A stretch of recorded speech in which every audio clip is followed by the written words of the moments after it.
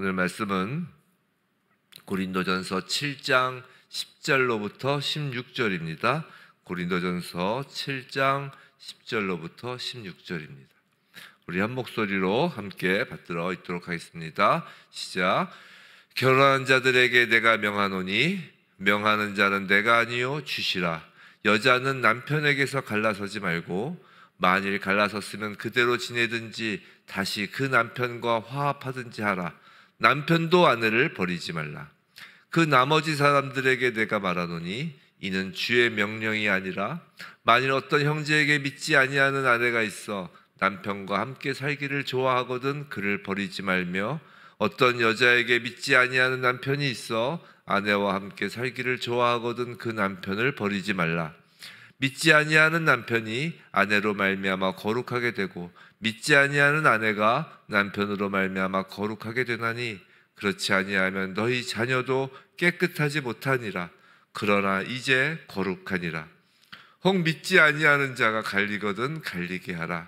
형제나 자매나 이런 일에 구애될 것이 없느니라. 그러나 하나님은 화평 중에서 너희를 부르셨느니라. 아내된 자여 네가 남편을 구원할는지 어찌할 수 있으며 남편 된 자여 네가 네 아내를 구원할는지 어찌할 수 있으리요. 아멘. 오늘 이혼이란 제목으로 고린도전서 7장 10절로부터 16절 말씀을 우리가 받을 때 우리가 이 말씀 안에서 하나님 가정의 질서가 유지되는 우리 모두가 되길 주님의 이름으로 축원합니다. 자, 지난 시간에 이어서 결혼, 부부관계에 관해서 계속 말씀을 이어가겠습니다. 어제부터 봤죠? 7장부터. 자, 결혼, 부부관계에 관한 말씀이에요. 자, 어제는 이제 부부관계의 원칙을 먼저 말씀하고 그리고 이제 혼자가 된 남자와 여자가 다시 재혼하는 문제에 관해서 말씀하셨습니다. 자, 오늘은 결혼한 상태에 있는 부부의 이혼에 관한 말씀을 지금 하고 계시는 것입니다. 오늘은 어쩌면 이 결혼과 관련돼서 가장 예민한 주제일 수 있습니다. 지난번에 어제 말씀드린 대로 가족 문제, 특히 부부 문제는 섣부르게 제3자가 이렇다 저렇다 할 수 없기에 성경 말씀 자체를 전달하는 데 치중하기로 하겠습니다. 자, 그런데 이혼에 관한 본문 말씀은 이혼의 사유에 관한 것이라기보다는 이혼의 주도권에 관한 것입니다. 다시요. 지금 성경에서 관심을 갖는 것은 이혼의 사유가 아니라, 즉 이러면 이혼해도 되고 저러면 이혼하면 안 되고 어떤 그런 이혼의 원인에 관한 것이라기보다는 이혼의 주도권에 관한 것이에요. 그렇게 해서 10절, 11절은 부부 쌍방이 모두 그리스도인인 경우를 이제 이야기하는 것이고 12절부터 16절까지는 부부 중에 한쪽만 그리스도인 경우에 관한 말씀입니다. 자, 먼저 부부 쌍방이 그리스도인인 경우를 이제 하나님께서 말씀하세요. 10절, 11절이에요. 자, 내용은 어렵지 않습니다. 그 10절에서 그 가로 부분 명하는 자는 내가 아니요 주시라라는 이 부분 있죠. 이 부분은 어저께 말씀을 드렸어요. 그러니까 예수께서 직접 말씀하신 거다라는 것이에요. 자, 그리고 참고로 또 한번 말씀드리면 12절에서 가로 이는 주의 명령이 아니라라는 것은 주 예수 그리스도께서 직접 말씀하신 건 아니지만 성령의 감동함으로 바울이 기록한 것이다. 그것 역시 뭐 어떤 것이든지 다 하나님 말씀이다라고 했습니다. 다만 사도 바울이 직접 예수 그리스도가 말씀하신 거는 이제 명하는 자는 내가 아니요 주시라라고 강조하는 것이죠. 자, 그 내용은 어렵지 않습니다. 10절, 11절 내용은 결국 아내가 주도하여 남편과 갈라서지 말고 남편이 이혼을 주도하여 아내를 버리지 말라는 것입니다. 즉 그리스도인인 부부에 대한 이야기잖아요. 즉 그리스도인인 부부는 그 어느 쪽도 이혼을 주도하지 말라는 거예요. 오늘 내용은 이혼의 주도권에 대한 이야기라고 했잖아요. 근데 그 어느 쪽도 이혼을 주도하지 말라는 것이에요. 그리고 이것은 주님께서 직접 하신 명령이라는 것이죠. 예수 그리스도의 말씀 마가복음 10장 9절에 하나님께서 짝지어 주신 것을 사람이 나누지 못할지니라 라는 명령이라는 거예요. 즉 쌍방의 그리스도인인 부부는 그 짝지어주는 그 순간 자체가 하나님께서 짝지어 주신 것이기 때문에 사람, 즉 남편이든 부인이든 주도권을 가지고 이혼을 하지 말라는 것입니다. 지금 사도 바울은 교회에 편지를 쓰는 것입니다. 교회 밖의 사람들에게 지금 말하고자 하는 것이 아닙니다. 그리스도인 부부는 하나님 안에서 언약 관계로서 혼인을 한 것이고, 사람, 즉 아내이든 남편이든 갈라지고 버리는 주도권을 갖지 못한다는 것이에요. 하나님 안에서의 언약이기에 하나님만이 나누실 수 있는 것입니다. 물론 마태복음에서는 예수님께서 예외적으로 간음의 경우를 말씀하시지만 오늘 본문에서는 그 이혼의 사유에 대한 이야기를 하고 있는 것이 아니에요. 자, 제가 예전에 말씀드린 적이 있는데 이 사복음서는 바울 서신보다 나중에 기록된 것입니다. 분명히 바울은 예수님의 말씀 중에 매우 적은 수의 말씀만 서신서에서 인용합니다. 특히 유대의 가르침과 상당히 다른 예수님의 말씀 중심으로 인용하였을 가능성이 높습니다. 그런 점에서 바울은 그리스도인 부부의 이혼 금지의 원칙만으로도 충분하다고 생각하였을 것이에요. 그래서 그렇게 기록을 한 것이에요. 자, 그런데 이제 한 가지 의구심이 들어요. 그건 뭐냐면 그 당시 시대에 그 10절에 그러잖아요. 여자는 남편에게서 갈라서지 말고. 즉 당시 시대적 상황에서 그 여자, 즉 아내가 주도적으로 남편과 갈라설 수 있었을까라는 것이죠. 가부장적인 것을 떠나 거의 뭐 남편이 독재였을 것 같은데, 그런 시대에 어떻게 아내가 주도적으로 갈라설 수 있었을까라는 어떤 생각이, 의구심이 듭니다. 그런데 놀랍게도 기록에 의하면 그런 경우가 없지 않았다는 것이에요. 특히 부유하거나 귀족 여성인 경우에는 더욱 그러하였다고 합니다. 예수께서도 그런 이혼에 대하여 언급하신 적이 있어요. 마가복음 10장 12절에서 아내가 남편을 버리고 다른 데로 시집가면 간음을 행함이니라라는 말씀이 있어요. 아내가 남편을 버리는 경우가 있다는 것이죠. 여하튼 10절, 11절을 종합하면 그리스도인 부부는 남편이든 아내든 결코 먼저 이혼을 요구할 수 없고, 만일 부득불 이혼하더라도 이혼한 상태 그대로 지내든지 아니면 다시 이전 배우자와 합해야 한다라고 지금 말하고 있는 것이에요. 자, 이제 부부 중에 한 사람만 그리스도인 경우에 관해서입니다. 자, 9절 10절은 양쪽이 다 그리스도인인 경우고, 이제 부부 중에 한 사람만 그리스도인 경우에 관해서요. 이제 이에 대한 말씀은 예수께서 직접 하신 말씀이 아니라고 아까 말씀드렸지만 그렇게 바울이 밝히죠. 그렇다고 해서 성경, 즉 하나님 말씀으로서의 권위가 다른 것은 아니라고 이제 어제도 말씀드린 적이 있어요. 자, 그런데 여기서는 처음 결혼하였을 때는 둘 다 비그리스도인이었는데 혼인 생활을 하던 중 어떤 한 사람이 그리스도인이 된 부부에 관한 이야기를 하고 있어요. 그게 이제 11절, 12절 이야기가 바로 그거예요. 자, 12절, 13절이죠. 12절, 13절 그 얘기입니다. 자, 결론은 간단해요. 그리스도인과 비그리스도인 부부에 있어서의 이혼의 주도권은 누구에게 있어요? 다시요. 그리스도인이 있고요. 비그리스도인이 있어요. 자, 부부 중에 한 사람이 회심을 하면, 만약에 양쪽 다 비그리스도인 상태에서 결혼을 했는데 한 부부 중에 한 사람이 회심을 하여 그리스도인이 되면 이제 두 사람 모두에게 때로는 견딜 수 없는 긴장이 존재할 수 있어요. 그죠? 회심한 사람은 새로운 피조물이 되었기에 모든 것에 새로운 기준, 새로운 우선순위, 새로운 주인이 존재하게 됩니다. 그렇기 때문에 지금까지의 비그리스도인끼리였을 때의 그런 지금까지의 부부 생활과 매우 많은 조정이 필요합니다. 한 명이 그리스도인이 되면 그런 거예요. 왜냐하면 안 맞는 것이죠. 다른 세상에 사는 거잖아요. 그래서 많은 모순과 오해가 발생합니다. 그러니까 부부 중에 한 명이 예수를 믿게 되면 믿지 않는 배우자에게도 엄청난 영향을 줄 수밖에 없어요. 이래서 이혼을 하게 될 경우에는 그 주도권이 누구에게 있다고요? 비그리스도인에게 있다는 거예요. 비그리스도인에게. 우리가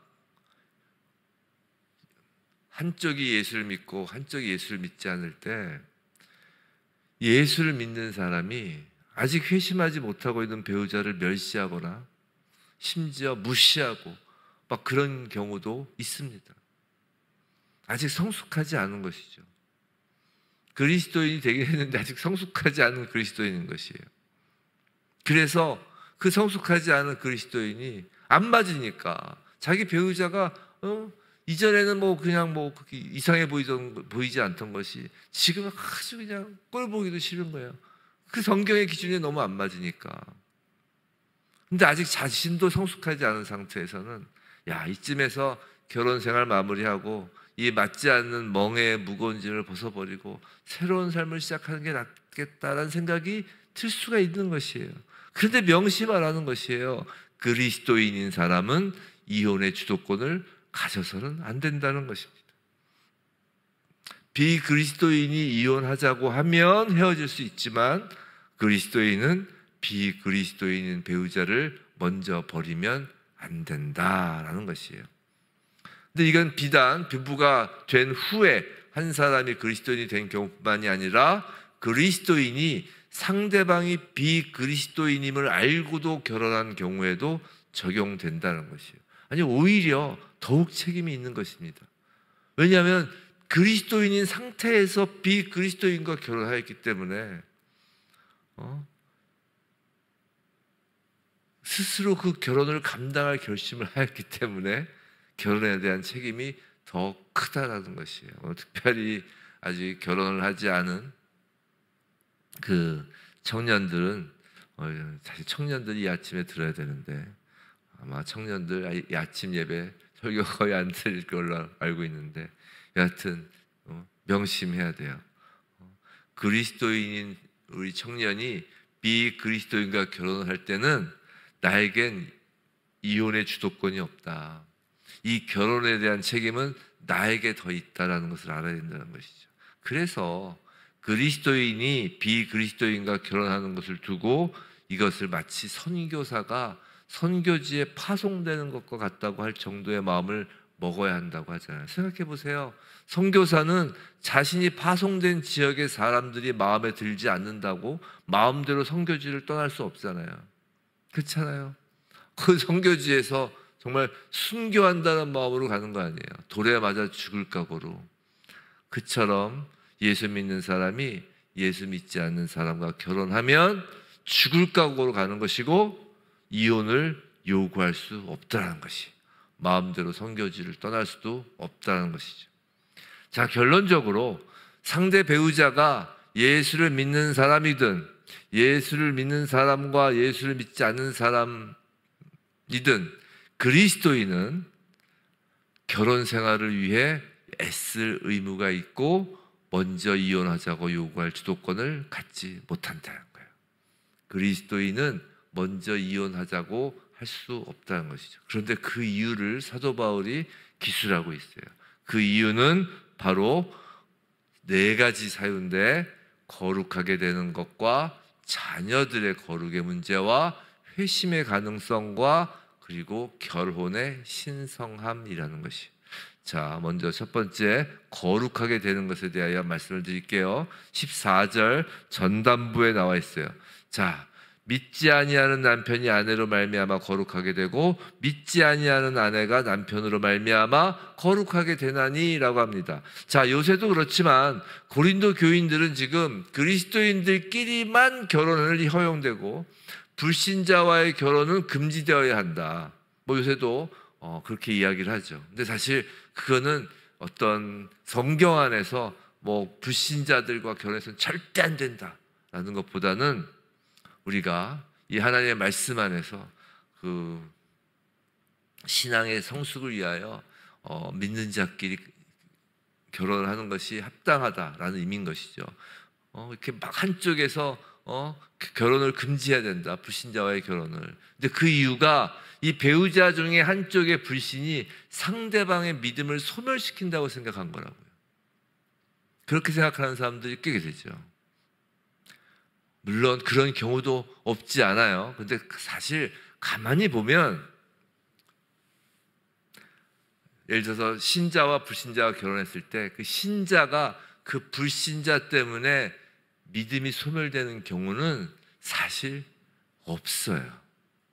아직 그 신자라고 생각했던 사람들도 그 신자, 그 믿음이 확고하지 않은 것뿐이라고요. 아까 이야기한 것처럼 미성숙한 자였기 때문인 것이죠. 바울은 오히려 그 정반대의 주장을 하는 것이에요. 오히려 비그리스도인인 배우자가 거룩하게 될 수 있다고 본다고요. 자, 한쪽의 불경건함이 다른 쪽 경건함을 해쳐서 전체 결혼을 부정하게 만드는 것보다 한쪽의 경건함이 결혼을 거룩하게 하는데 더 큰 역할을 한다는 것이에요. 세상은 악화가 양화를 구축한다고 하지만 하나님 나라에서는 하나님의 백성에게는 양화가 악화를 구축한다고요.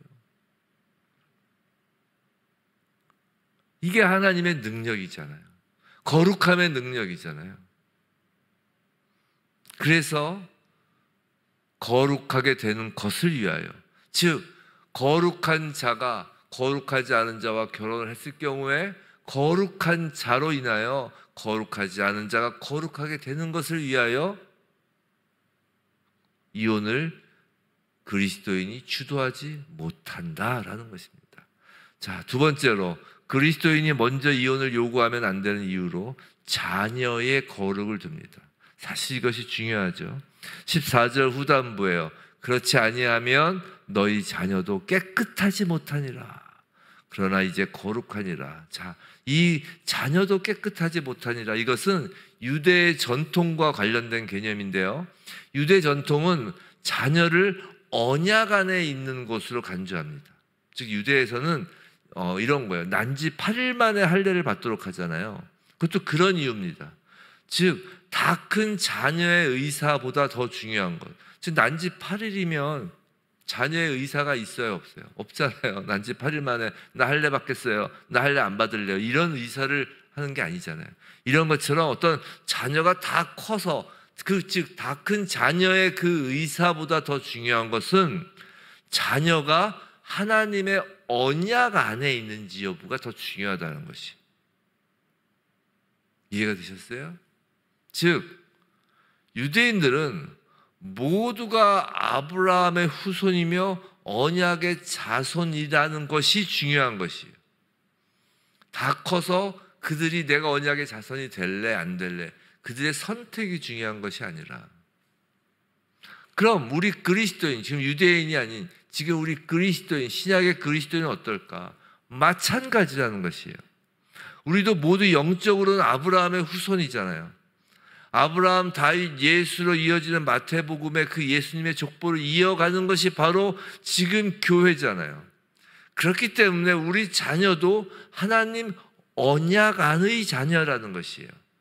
그렇기 때문에 하나님의 언약 안에서 자녀들은 거룩한 것입니다.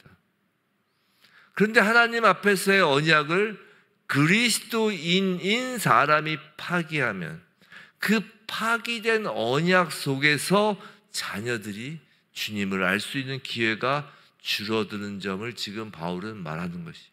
이렇게 언약을 하나의 그릇이다라고 보면 우리가 언약 안에 담긴다고 하는 것은 이 그릇 안에 담기는 거거든요. 그 그릇 안에 담기는 건데 그 언약을 받은 하나님의 백성인 그리스도인이, 즉 언약 백성이 그 언약을 파기하면 그 그릇에 금이 가고 그 금이 간 그 그릇 안에 담겨 있어야 할, 그 언약의 안에 담겨 있어야 할 자녀는 금이 된 그릇으로, 금이 간 그릇으로 인하여 성령의 충만함에 거하기 어렵다는 것이. 그걸 지금 바울은 말하는 것입니다. 그 다음 이유는 이제 상대방의 회심 가능성이에요. 이는 거룩과 비슷한 이유이기도 하죠. 아까 그 14절 전단부에 그 거룩하게 됨과 비슷한 것입니다. 16절 아내 된 자여 내가 남편을 구원할지 어찌할 수 있으며 남편 된 자여 네가 내 아내를 구원할지 어찌할 수 있으리요. 자, 그런데 구원은 분명히 하나님의 절대 주권 사항이죠. 자, 그런 하나님의 절대 주권 사항임을 잊지 말고 지금 그 하나님의 주권을 사람이 행사하지 말라라는 것이에요. 16절은 사람이 하나님의 주권인 그 구원을 가지고 너희들이 행사하지 말라는 것이에요. 자, 이혼하지 않고 힘들어도 함께 살다 보면 당신의 배우자를 하나님이 구원하게 될지를 어떻게 아냐는 것이에요. 근데 만약에 하나님이 구원하려고 했는데 그 가정 안에서 믿지 않는 자를 구원하려고 했는데 만약에 이혼을 해버리면 그 하나님의 구원 사역을 방해하는 것이 되잖아요. 당시나 지금이나 부부 가운데 먼저 믿는 쪽이 여자인 경우가 많죠. 그래서 베드로도 아내들에게 말합니다. 베드로전서 3장 1절에 아내 된 자들아 이와 같이 자기 남편에게 순복하라. 이는 혹 도를 순종치 않는 자라도 말로 말지 않고 그 아내의 행위로 말미암아 구원을 얻게 하려 함이니랍니다. 너무 말로 막 남자를 막 이렇게 책망하거나 잔소리하거나 막 남자를 실책하는 것이 아니라 아내의 행위로 말미암아, 즉 예수 믿는 그 아내의 행위로 말미암아 구원을 얻게 하려 함이라라고 하는 것이. 그리스도인인 쪽이 먼저 이혼하자고 한다면 어쩌면 그 결혼을 지속시킴으로 다른 비그리스도인인 배우자를 구원하려는 하나님의 뜻에 반할 수 있으니 이혼을 요구하지 말라는 것입니다. 마지막으로 그리스도인인 성도가 이혼을 요구할 수 없는 이유는 이제 네 번째, 결혼의 신성함입니다. 이게 15절입니다. 혹 믿지 아니하는 자가 갈리거든 갈리게 하라. 형제나 자매나 이런 일에 구애될 것이 없느니라. 그러나 하나님은 화평 중에서 너희를 부르셨느니라 라고 합니다. 어느 모로든 결혼을 지속하는 것이 불가능하다고 결론을 내리는 쪽은 반드시 믿지 않는 배우자여야 한다는 것이죠. 자, 믿지 않는 배우자가 아무리 결혼 서약과 결혼 제도 자체에 헌신하지 않더라도 그리스도인인 배우자는 결혼의 신성함을 깨서는 안 된다는 것이에요. 혹 그런데 믿지 않는 배우자가 이혼을 요구하면 그때는 이혼할 수 있습니다. 그렇지만 그때도 기억하라는 것이에요. 하나님이 화평 중에서 우리를 부르신 것을 기억하라는 것입니다. 지금 사도 바울은 결혼 제도란 이 결혼이라는 것을 하나님께서 우리를 부르신 것과 같은 선상에서 말씀하고 있다는 것입니다. 한번 생각해 보세요. 하나님 우리를 부르실 때 우리가 누구였는지를 생각해 보시기 바랍니다. 죄인일 때 부르셨단 말이에요. 하나님과 결합될 수 없는 사람일 때 부르셨단 말이에요. 그런데 하나님은 그런 우리와 혼인하신단 말입니다. 예수 그리스도께서 신랑이시고 교회가 신부라고 하셨습니다. 예수님은 이미 믿고 있던 사람을 부르셔서 신부 삼으신 것이 아니라 죄인을 부르셔서 신부 삼으셨다는 것이에요. 화평 중에서라고 하는 이 에이렌의 샬롬 안에, 즉 우리를 신부로 부르셔서 예수 그리스도의 화평, 하나님 나라의 샬롬 그 안으로 들어오게 하신 것을 잊지 말라는 것입니다. 마찬가지로 그리스도인인 배우자는 비그리스도인인 배우자를 하나님께서 우리를 부르신 것처럼 예수님이 주신 그 화평 샬롬 안에서 그 비그리스도인 배우자를 품어야 한다는 것입니다. 그러다 보면 아까 본 16절 상대방 배우자가 구원을 받을지 누가 알겠느냐라는 것입니다. 정말로 그리스도인인 배우자는 선교사가 맞습니다. 그런데 그렇게 예수 믿는 배우자가 예수 믿지 않은 배우자를 품으려면 뭐가 있어야 돼요? 예수 믿는 자 안에 하나님이 주신 화평이 있어야 돼요. 화평. 사랑하는 성도 여러분, 우리는 그리스도인입니다. 그리스도인에게 하나님이 말씀하시는 거예요. 너희의 결혼은 하나님의 언약이란 그릇 안에 놓여 있다라는 것입니다. 그 안에 자녀도 있다라는 것입니다. 그리스도인이라면 적어도 먼저 이혼을 요구해서는 안 된다라는 것입니다. 상대방이 오늘 본문 10절, 11절 그 그리스도인이든 12절 이하의 비그리스도인이든 그리스도인이라면 먼저 이혼의 주도권을 쥐어서는 안 된다라는 것입니다. 부디 고린도 도시와 같은 현대사회, 우리 사회가 얼마나 고린도 도시와 같습니까? 얼마나 무너지는 가정이 범람합니까? 그런 이때에 교회가 또 그리스도인이라 칭함받는 자들이 하나님의 그 언약을 붙잡고 가정을 지키는 마지막 보루로서 남은 자이길 주님의 이름으로 간절히 기도합니다.